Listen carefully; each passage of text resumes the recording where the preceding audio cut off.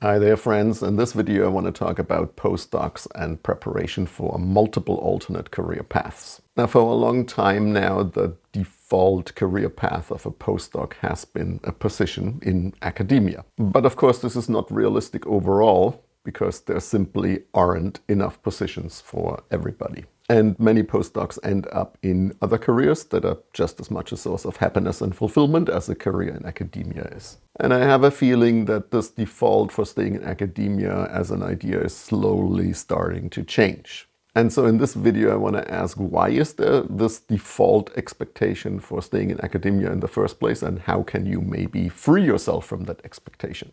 So why is there this expectation to stay in academia in the first place? Well, I think it's pretty simple.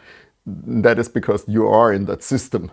And most importantly, your PI is knowledgeable about this system. They know about academia. They have grown up in the academic system. Most of the time, they have not already spent some time in the private sector or for working for a nonprofit or whatever the case may be. So this is the thing that they actually know.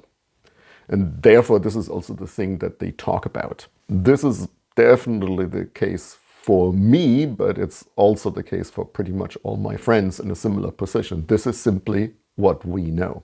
We simply don't know from first-hand experience about careers outside of academia as the PIs.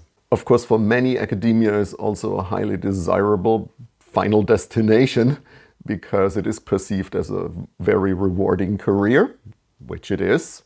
Great jobs that give you a lot of freedom if you can attain them. So I think this really explains why this is the default in many people's minds. But how can you now free yourself from that expectation? I think the very first point is exactly that, realizing that you are currently in an environment where the people all around you, including your PI, basically know this career path.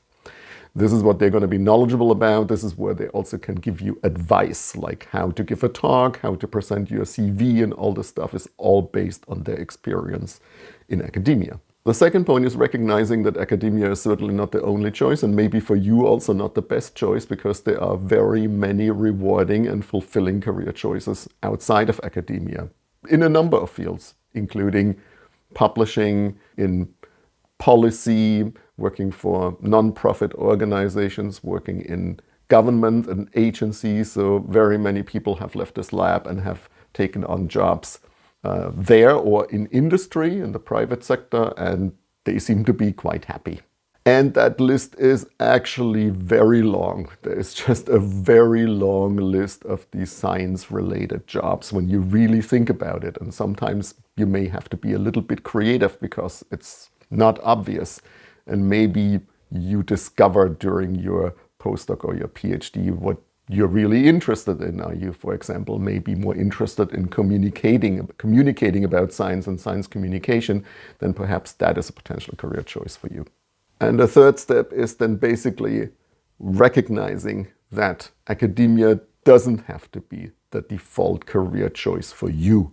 Maybe there are very many good alternatives. And so maybe the default should be something much more open. Now, what can you do, and also what can labs do? I think the best thing to do as a lab or also as an individual person is to reach out to people who are doing these other careers. Because then you will find out what it's like and what has led them to this particular career choice from first-hand experience. In the past, PhD students in my lab, for example, have invited former lab members that now work in industry to give them a presentation about what it's like and what were key points for getting this job, for example. How are the interview processes working? Because it's different from academia, what was important for their CV and so on and so forth. So I think getting this first-hand experience from somebody who's actually doing this is very, very important. Maybe if your field lends itself to that, and also if your project offers that as an opportunity, start working with somebody at an agency or at a nonprofit and start a collaboration. I think this would be an excellent move if you want to go in this direction. Tap into alumni networks. If the lab has, for example, like our lab's been around for quite a while, then there is a list of people that have moved on from this lab and have taken on a variety of different jobs. And so you can tap into that alumni network and figure out from people firsthand what it's like. One of the most important things you can figure out from these kinds of interactions and for tapping into these networks is what skills are going to be required, and also how are they basically presented, because maybe they're presented in completely different ways from an academic CV during an interview, for example. And you may realize that your academic background has actually prepared you also quite well for some of these expected skills, like technical writing and quantitative statistical analysis, for example, are some of the examples that I've known from people that have gone on to industry that were very sought after.